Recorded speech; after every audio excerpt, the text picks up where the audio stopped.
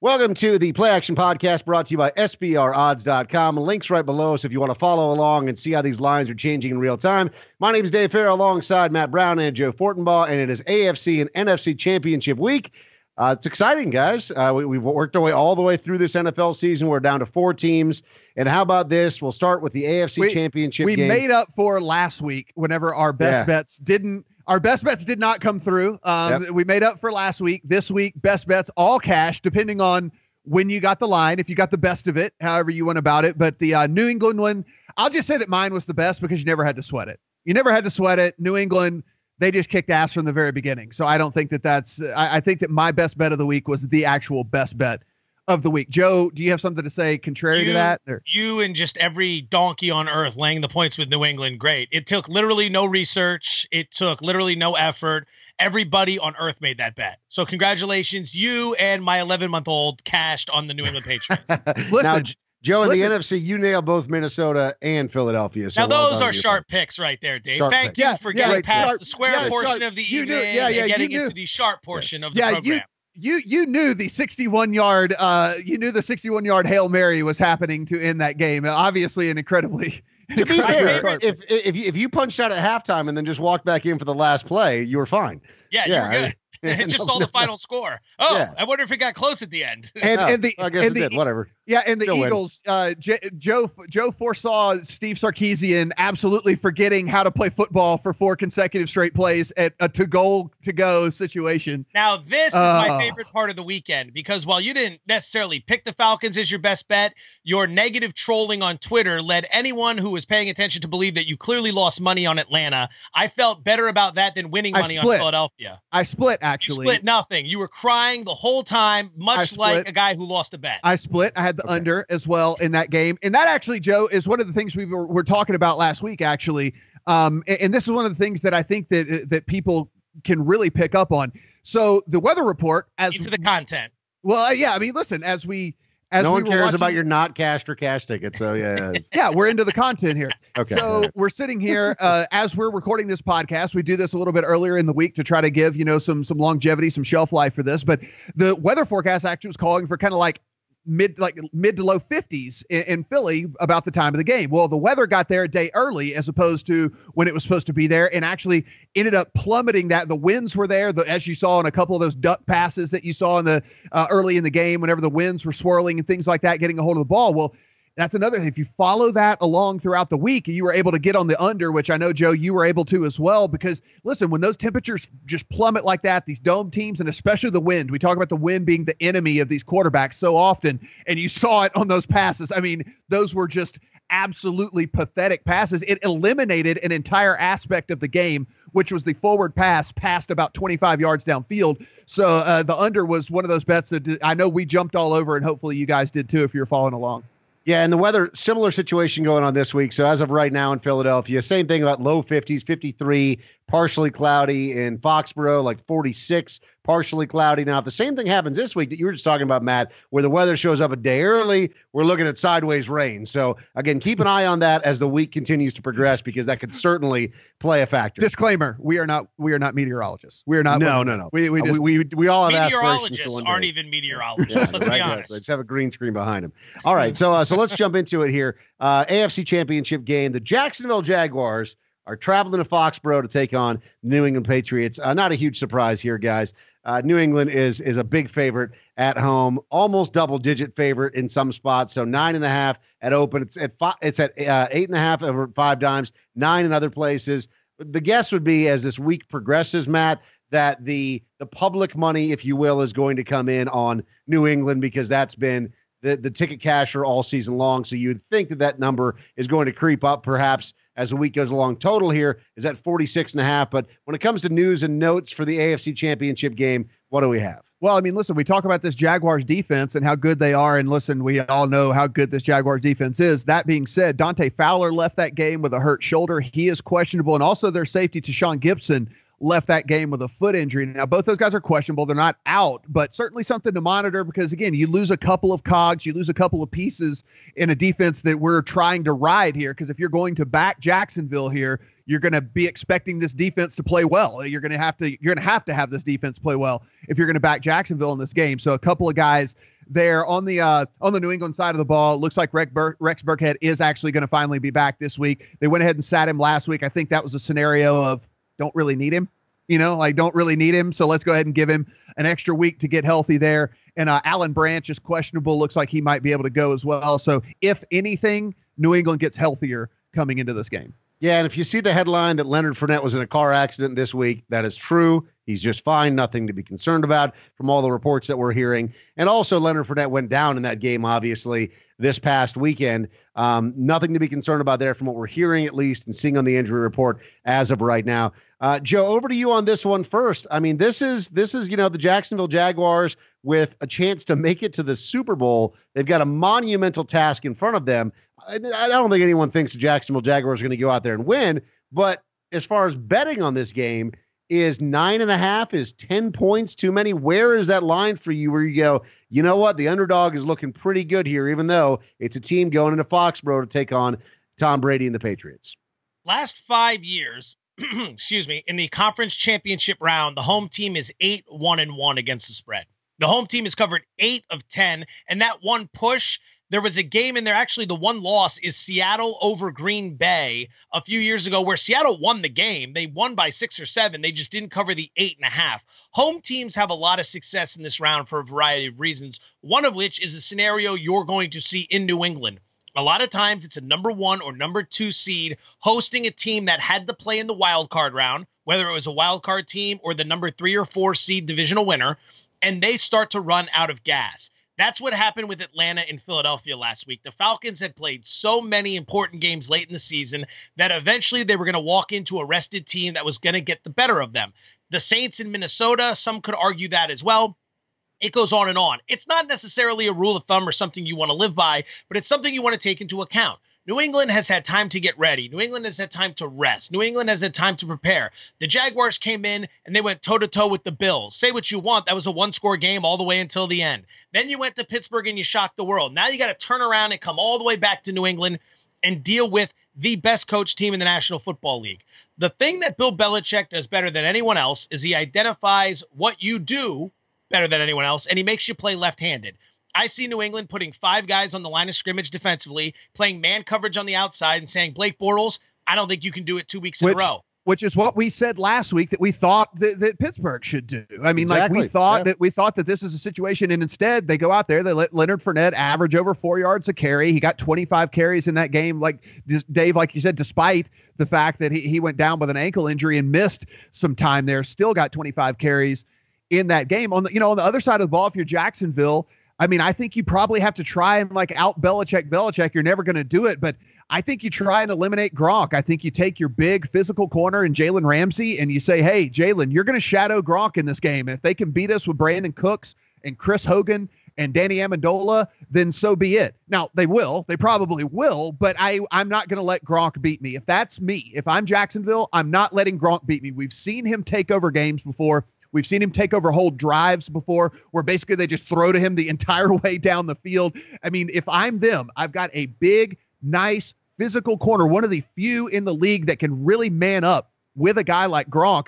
I'm going to say, look, man, shadow. You look at Jalen Ramsey, he shadowed 6 different times this year. He shadowed Larry Fitzgerald. Larry Fitzgerald runs the majority of his routes out of the slot. It's not like it's going to be totally foreign to him shadowing a guy that's going over the middle of the field or running some of these weird crossing routes or whatever it might be. He's been there, done that. Larry Fitzgerald, to me, even at his age, probably still more nimble, probably still has a little bit more in the tank than Gronk does. Gronk's kind of lumbering a little bit now. So, Jalen Ramsey's been there, done that. So, again, if you're Jacksonville, I think you try to eliminate Gronk and say, beat me with these other weapons. Now, they probably will, but I'm going to make them do that. Yeah, see, Matt, I think that it's more than just shutting down Gronk or even those other weapons. It's got to be all about Tom Brady, right? Because when it comes to Tom Brady, his signature move is even if Gronk doesn't get any targets in the game, they can still put up 35 points.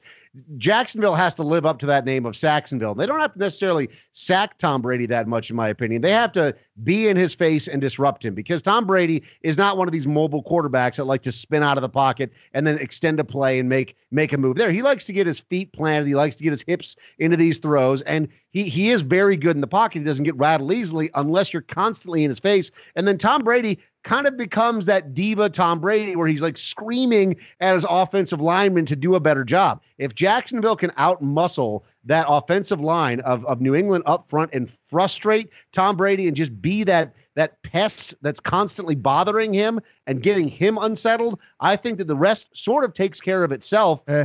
I think you're going to see him just screen them to death then. I think it'll just be like Deion Lewis over and over again, Rex Burkhead, James White. Yeah, but what Dave's laying out, Dave's laying out the blueprint that we saw from two Tom Coughlin coach teams in the Super Bowl when the New York Giants beat Brady, and the Broncos did that to Brady in Denver. I think it was like 3 years ago. That's the key. If he's uncomfortable in the pocket, he suddenly becomes very, very human. But that pass rush was not there against Ben Roethlisberger, and so I don't know if it's going to magically show up, a week later here going up against Tom Brady. I'm pretty sure that Bill Belichick and them are going to scheme some things. It was not there against Ben. Ben had all day for the majority of the time to throw the ball in that game. So it's going to be pretty interesting. I mean, listen, I think this turns into what does Jacksonville try to do to slow down this offense, and then Bill Belichick just making an adjustment and doing whatever he has to do to move the ball downfield. I mean, we've seen this time and time again throughout the season, right? Like if you want to take away the middle of the field, fine, then they can go to Cooks on the outside, who's got the 4-3 speed. If you want to take away the outside, they'll go over the middle to Gronk. If you try to eliminate all that, then they'll come out of the backfield with a guy like Deion Lewis or the guy like James White. I mean,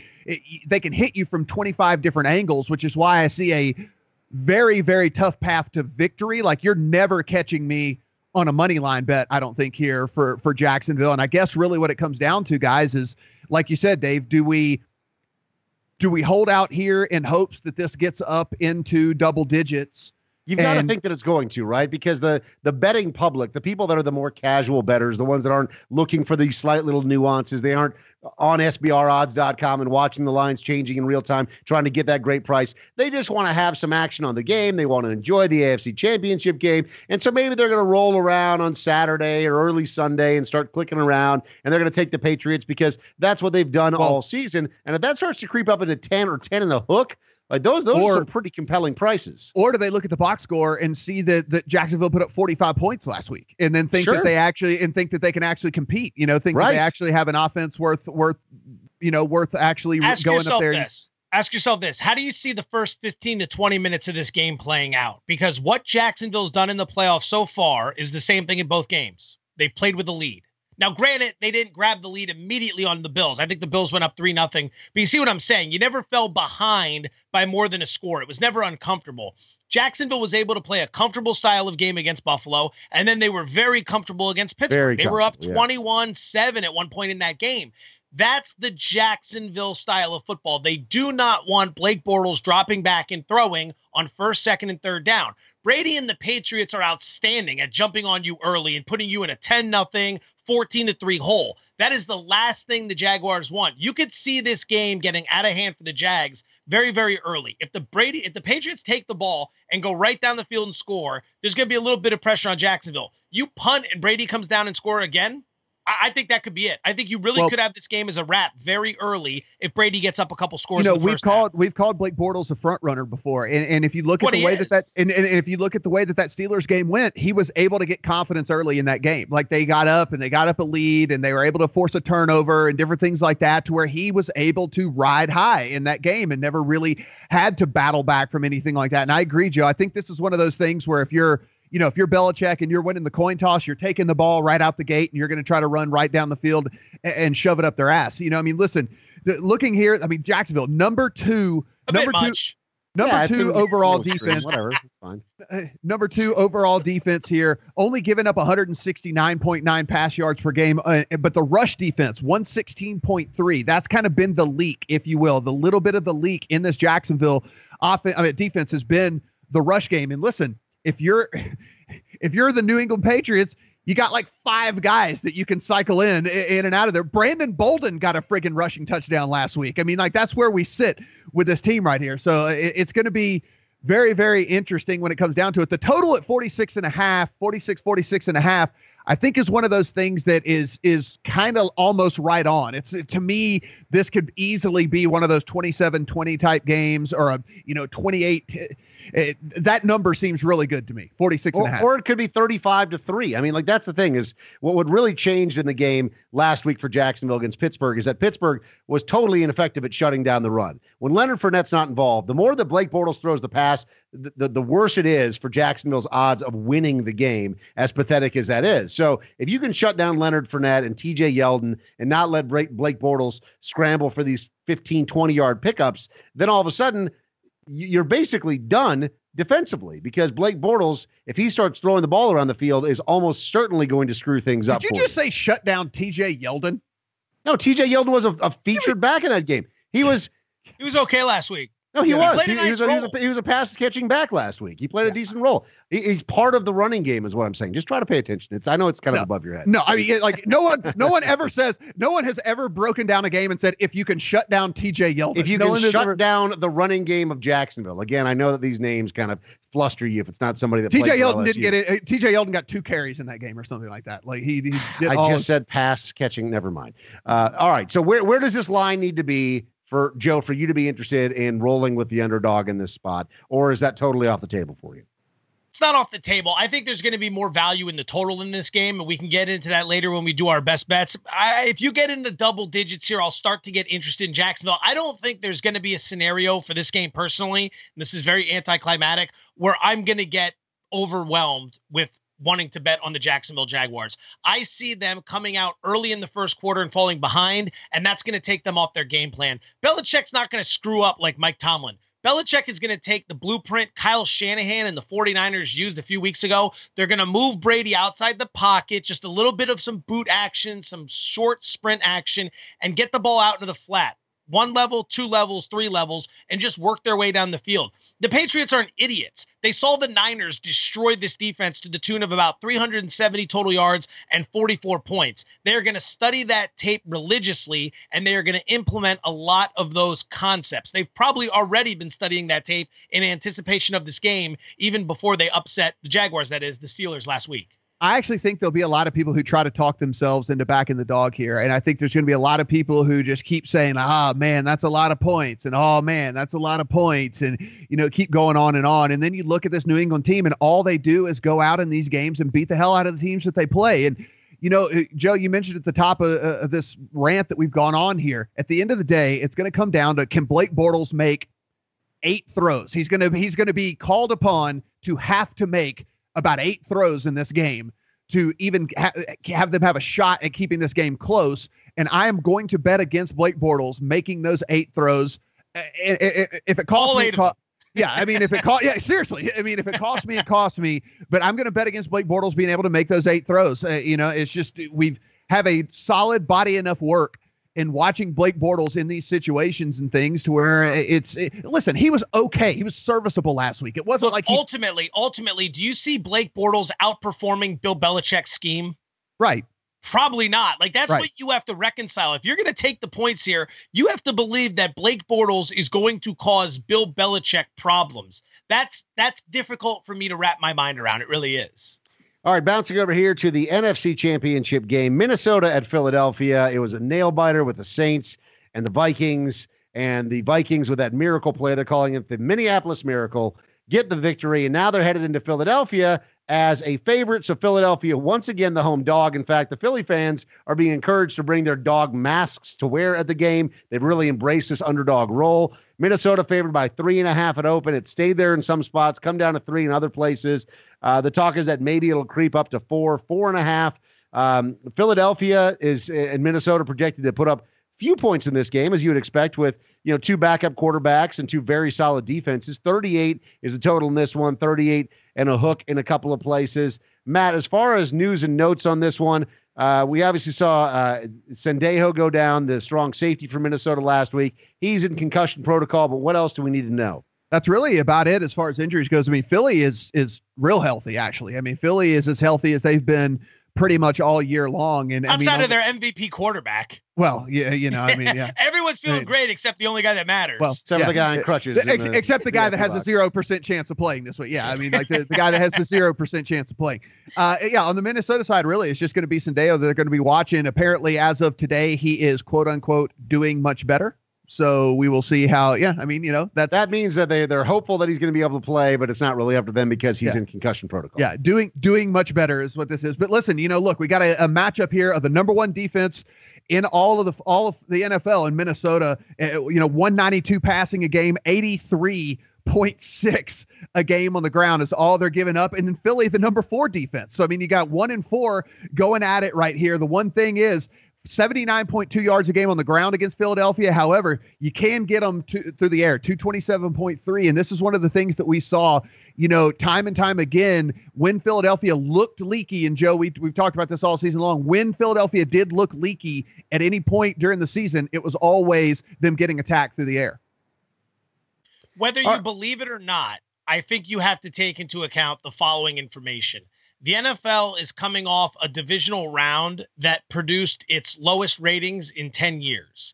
And I think you do have to take into account whether or not the Vikings hosting the Super Bowl in their own stadium is better for ratings than the Nick Foles-led Philadelphia Eagles. It worries me a little bit when you think about the officiating in this game. It really does. Not trying to say the game's fixed, but it's much better for the NFL. Is it not? Is it much better? But I mean, that's kind of a stretch. You're implying that the NFL is somehow going to talk to the officials beforehand and say, hey, if you have a lean with some of these calls, go Minnesota's way. Do we feel that something like that has never happened before? Are we all of the impression that the NFL's above board? I mean, let's forget about the fact that they cover up brain damage. Let's just forget about that, much like big tobacco. Do we feel that officiating and everything else is above board, that we can take their word for it? So when I'm watching my team play, who just so happens to be the Vikings, of course I'm mad at the officiating. Like one of his 4 teams. One of Dave's 4 teams that he roots for. The Vikings are my team. That's it, Matt. I mean, Seattle. My wife's a fan of the Seattle. Raiders. The Texans. Yeah, the Raiders when they come to town, sure. The point is, I think that needs to be taken into account a bit. Now, maybe that's something people don't want to get into. Completely fine. I understand that. But for me, I am going to think about that because I think there's something to be worried about there. It's impossible to handicap when you're worried about things like the officiating being slanted, right? Like that's how are you going to make an educated decision by going, well, this may happen or it may not happen. And it's totally outside of everyone's control, except for a couple of evil corporate figureheads in a boardroom somewhere. The Saints got drilled for a couple back-to-back PI calls, and it's like, I've seen some pushing and shoving. Yeah. I've seen where home teams get some cooking. I've seen it go the other way, but we've already spent too much on this. What really matters, whether you want to get into that or not, what really matters here is the fact that Minnesota travels extraordinarily well. They lost 2 games on the road this season. Their first loss was week 2 at Pittsburgh. Did they try to get Bradford to go in that game? Or did Keenum start that game? No, it was very last minute that Keenum decided that they were going to give Keenum the start in that one. So he didn't really have a chance to prepare for it because the whole week it was Bradford. We're going to try to get him out there. We're going to try to get him out there. And then with his friggin' broke knee. His broke knee. And it was a game time decision that they actually went, no, it's going to be Keenum. And so he wasn't even getting the first team reps throughout that entire week. All right, so that's one road loss. The only other road loss was at Carolina. They lost by a touchdown. That was their 3rd consecutive road game. They had played 3 straight road games to that point, and that game they still had a chance to win it 31-24. That's what they lost. And that's Carolina. That's a playoff team. This team travels well. Defenses travel well. Good offensive lines travel well. This team's got them both. Case Keenum needs to avoid the big mistake early in this game. If he's able to do that, Minnesota should settle in and have a lot of success. And then there's the coaching matchup. Who do you want? Mike Zimmer, who calls the Minnesota defense, or do you want Doug Peterson, who routinely makes questionable decisions when it comes to A, challenges, B, the use of his timeouts, and C, what to do on 4th down? Remember, at some point in this game, they're going to throw up a stat on the Fox feed and show you how great Philly is on 4th and 1. That's with Carson Wentz. That stat means nothing. They showed it in the game this past weekend. Yeah. Nick Foles is not Carson Wentz. And oh, by the way, Minnesota has covered 42 point spreads in their last 60 games. Nobody in the NFL turns a better profit than these guys. If you look right here, and this is a stat that I think is going to come into play, and look, it's a small sample size because he hasn't started but a few games for them. But so far, Nick Foles under center, when pressured, has a quarterback rating of 23.8. If you are not familiar, that's not good. If you were wondering if that's a bad number, that is definitely a bad number. And if it's total QBR, it's not as awful. The Vikings create pressure on 34% of passing plays. So he doesn't do well under pressure. The Vikings create some of the most pressure of any of the defenses in the league. And so one in every 3 times he drops back. At 1 in every 3 times he drops back, he's going to have someone in his face, and he's not good with people in his face. Yeah, so let's talk about just the numbers for Nick Foles overall. So not even under pressure, because I think that's an incredibly valuable stat based on the scenario that could very likely unfold come Sunday. But so last week against the Falcons, Nick Foles actually had himself a nice game, right? He had a quarterback rating of over 100.1 to be specific. Obviously, the Cowboys game we're going to discount. The Raiders game on Christmas Day, you could even say let's discount that. Regular season is 79.5%. His career is 87.4. So even if you look at his career as a whole, based on what he did this past weekend against the Falcons, was a pretty significant improvement. So is there going to be regression for Nick Foles if Minnesota and Atlanta were the exact same team? I think so. Nick Foles had one good season. The subsequent 2 seasons after that, he threw an interception for every touchdown. He threw 20 touchdowns and 20 interceptions. The guy was 1 for 1 in giving the ball back to the other team for every time he scored for his own team. We're trying to make this guy into something he's not. The best play from Nick Foles last week was when he overshot his receiver by 11 yards, and the safety decided to jump for whatever reason. He Pele kicked it back 15 yards down the field to where Torrey Smith ran underneath it and was able to make the catch. I mean, that was literally the best play of the entire game, was when he missed his receiver by 10 yards. My point is that Nick Foles, even if you were to play the exact same game again against the Falcons, he would still regress some, in my opinion, because that's coming back to the mean of where Nick Foles is. He's not playing the Atlanta defense again. He's playing against the best defense in the league in Minnesota. We can expect to see some regression from Nick Foles. Where are they going to, Joe, where is Philadelphia going to threaten Minnesota offensively? Dave, it was Pele too old school of a reference right there? No, Should I have Ronaldo? I like Pele. Is that fine? Yeah, it works. For the oldies, you're making a soccer reference on a football podcast, and you want to know if you're current? A football reference. A football reference on a football. So Joe, we saw Minnesota's defense shut down Alvin Kamara and Mark Ingram, right? So with that double-headed beast, and Philadelphia has a similar 2-back rotation system that they run. You would assume that Minnesota would be able to effectively shut that down. And then where is Philadelphia going to be able to pressure Minnesota offensively if they shut down the run like they did to New Orleans? I don't think they can. I think if Philadelphia is going to win this game, it's going to come via 3 things. 1, a poor performance from Case Keenum. I think he's going to make too many mistakes in this game. Number 2, the Philadelphia defense, in conjunction with that, rises up and makes 3 or 4 game changers throughout the course of the 60 minutes. And then number 3, a big play in the kicking game. If Philadelphia is going to win, they're going to need to pull it out from all angles, because I don't see them having the coaching matchup won. I don't see them winning on defense, and I don't see them winning on offense. I think virtually every matchup you go across the board, the edge lies with Minnesota. The Vikings just have to make sure they don't let the game become too big for them. Settle in early and realize, you know what? Throwing the ball away on 3rd and 6, punt, live to play another down.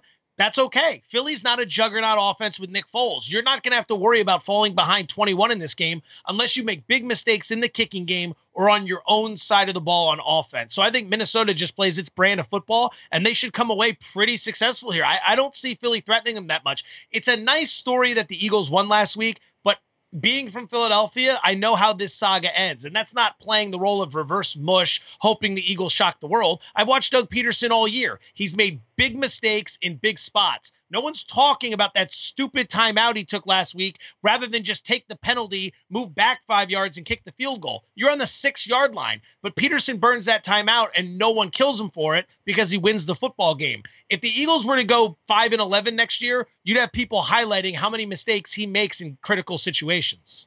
Yeah, I mean, you look at this, and one of the weird statistics, and again, this is the bulk of this happened with Foles at quarterback, and he obviously opens up a little bit with his legs as well. But kind of shocking whenever when I started looking in and digging into this game, was that the Eagles actually had the number 3 rushing offense in the NFL this year. You don't think of, when you think of the Eagles, you don't think of rushing offense. You don't think of a rushing team. Blowing out people early and running the ball late in games. Classic West Coast philosophy. And actually average over 130 yards per game this year. And then you dig in a little bit earlier, a little bit deeper, and Pro Football Focus did a real good article on this, and I would highly recommend people read it. But they actually run a pretty complex rushing system. They run a lot of kind of misdirection plays, a lot of things, which is why you'll also see them, a guy get stuffed in the backfield for a 3-yard loss, because you're kind of taking some risks and stuff whenever you're doing these things. But you'll also see Jay Ajayi, who has no business gashing somebody for 17 yards, bust off these 17-yard runs and stuff, because it kind of creates a little confusion on the defense. If there's any of that to go on, I don't really know here. It's just hard for me whenever we look at paths to victory, right? Xavier Rhodes was all over Michael Thomas this past week. Drew Brees was able to throw Michael Thomas open several times in that game. And Michael Thomas, one of the better receivers in all of the NFL. He's very underrated. Great hands, that guy. Are we thinking that Nick Foles is going to be able to throw open an Alshon Jeffrey with Xavier Rhodes in coverage in this? I mean, I just don't see it happening. I can't find the path to victory. I can't find a path to them keeping this game close, to be perfectly honest with you. Yeah, the question is, how out of control is the scoring going to get here, right? So is this going to be a low-scoring affair? I mean, you'd think with these two really solid defenses that it probably would. I mean, 38 or 38.5, depending on where you look. Again, SBRodds.com links are right down below us if you want to see how those lines and totals change in real time. But 38.5, can it get past that? Is it possible that Minnesota gets up like they did over New Orleans, where they go into the locker room at halftime and it's 17-0, and then they just start grinding the clock, and they hope that they can try to get Nick Foles to start making some of those plays like Drew Brees was, knowing that Nick Foles is not Drew Brees. If you watch last week, Philadelphia played a bend but don't break style of defense against the Falcons. The Falcons got to midfield or just past midfield on 5 different occasions and had to punt from the 50-yard line on 5 different occasions. Will Minnesota be able to do the same and actually break through and actually get into scoring position and actually get into, even if it's not touchdowns, right? Even if it's field goals and stuff, because Philadelphia was allowing Atlanta to move the ball, and then Steve Sarkisian would lose his mind and call this horrible sequence of plays. Ask yourself this. You're right on it. Who do you trust? Steve Sarkisian with all those weapons, or Pat Shurmur, who's not only going to get the Giant job, it looks like, but also at the same time turned Case Keenum into a legitimate quarterback, Sam Bradford into a legitimate quarterback. He had Teddy Bridgewater. I mean, this guy is a very bright offensive mind. Adam Thielen into a top 5 receiver, Precisely. Precisely. So, I mean, that's what you're working with. This is not Steve Sarkisian. This is a much smarter offensive mind. All right. So I'll ask you guys the same question on the number. Matt, are you comfortable as it sits right now rolling with Minnesota as a 3 or 3.5 point favorite, even though they're once again on the road in this spot, with Philadelphia being at home, being a dog when they performed last week in a very similar situation? Listen, if you're going to give me 2 backup quarterbacks, and you're going to give me 2 backup quarterbacks, I'm taking Case Keenum over Nick Foles every single time. If you're going to say, hey, you can inherit one of these 2 teams' defenses, which one do you want? I'm going to be taking the Minnesota Vikings defense over the Philadelphia Eagles. You can inherit this set of wide receivers. You can have Alshon Jeffrey and Nelson Aguilar, or you can have Adam Thielen and you can have Stephon Diggs. I'm taking Stephon Diggs and Adam Thielen. There's every single skill position, defensive position. I'm leaning towards the Vikings. And every time I try to talk myself into saying wow, everyone's going to be on the Vikings again. What are you doing? Why are you doing this? If I keep going back to my analysis, the things that I see in the statistics, rewatching these games, and I don't see a clear path to victory for Philadelphia, and I don't see a clear path for them putting up very many points. Dave, I like the points, and I think the under here is very much in play.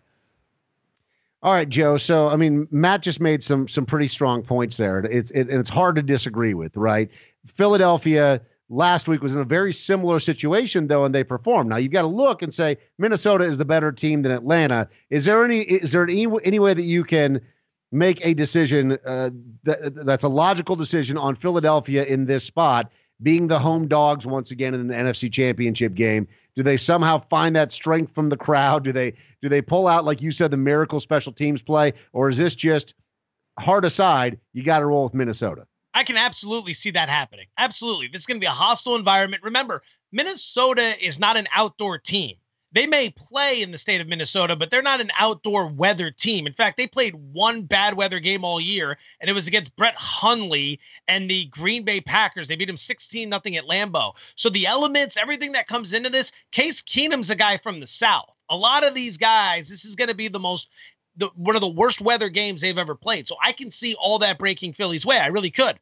But I don't think it's the logical outcome, and I don't think it's the most likely outcome. If I'm betting here, which I am, I'm laying the points with the Minnesota Vikings. I side with Matt. I like the under, but I'd rather just lay the points with Minnesota and play it out. All right, so that'll lead us right into our best bets on the weekend. Obviously, only 2 games here, so it's going to be slim pickings. Matt, over to you first on this one. Well, one right quick before we get into best bets. Do we care about first half at all here? Because I mean, like Joe, you said, you think that New England could come out and put it on them early. We're looking at like Pats -6 in the first half here, as far as first half lines go in that one, and then looking at Vikings -2.5. I mean, if you look at New England, I think very likely scenario that they're up a touchdown at halftime. I think that's like a maybe even more so than having to win by 10.5 as the final total. I think it's very well, because you don't have garbage time in the first half, right? So teams can even it up, just like last week how Pittsburgh, even though it didn't matter from a betting perspective, Pittsburgh throws that totally meaningless touchdown at the end of the game, but they were down a couple of scores before that. Yeah. It's just a garbage time touchdown. You can get all of these if you want to just bet on a half at SBRodds.com. Just pick the book of your choice. All the ratings are right there. But like you said, Matt, is that your favorite one as far as first half bets? Is New England up by 6? Yeah, I mean, one of my, if I have to take a total number, I'll probably take the Patriots as well. But I think my best bet of the week is I'll probably be pretty good invested in the Pats, -6 for the first half here in this one. I can see them coming out, getting up early, and, kind of taking a little bit of their foot off the gas. I don't think that's necessarily Bill Belichick's way to fully take his foot off the gas. But again, I don't think they're going to be in a situation where they're going to have to press. And, they'll be pressing early. They're going to have to do it in the second half. So, New England -6 seems pretty solid to me. Same game, different scenario. I'll take under 46.5 in the Patriot-Jaguar game as my best bet of the week. We'll see how the weather plays out later in the week, but one of 2 things is going to happen in the second half of the Jaguars. Either Blake Bortles is throwing the ball all over the field, which means they're in big trouble because they've fallen behind by such a wide margin. They've abandoned what works best from them, and that would mean they're not scoring. Or Leonard Fournette's running the football on a consistent basis, which means this game's playing out exactly how they want. It's lower scoring. They're controlling tempo, and they're keeping Tom Brady off the field. Either way, I don't see a lot of points being put up on the board for either of those scenarios. So I'll take under 46.5 New England and Jacksonville. All right, Matt. Any other best bets for you? I mean, that was a nice cherry pick there on the first half for New England. Anything else that you really love? I mean, listen, I would be okay. And Joe, this is something we're going to certainly monitor throughout the week. But, if this line ticks up any higher in Philadelphia, Minnesota, you could easily convince me on the under in this one as well. I mean, if we're talking about, is Philadelphia going to come out and light up Minnesota's defense? I mean, listen, we're talking about a Herculean effort by a first ballot Hall of Fame Drew Brees to put up to scrounge to get the points that they got.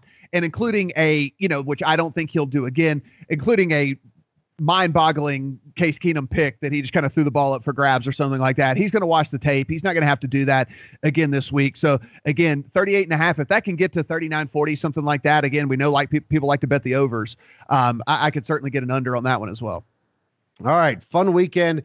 AFC and NFC championship games, Jacksonville at New England, Jacksonville, the big dogs there, and then Minnesota on the road, rolling into Philadelphia as a slight favorite. The home dogs, they're embracing that role. Will it work out for the Eagles come Sunday? We will find out. Alongside Matt Brown and Joe Fortenbaugh, my name is Dave Farah. Thank you for watching and listening along. Again, the links right down below us, sbrodds.com. Enjoy the weekend.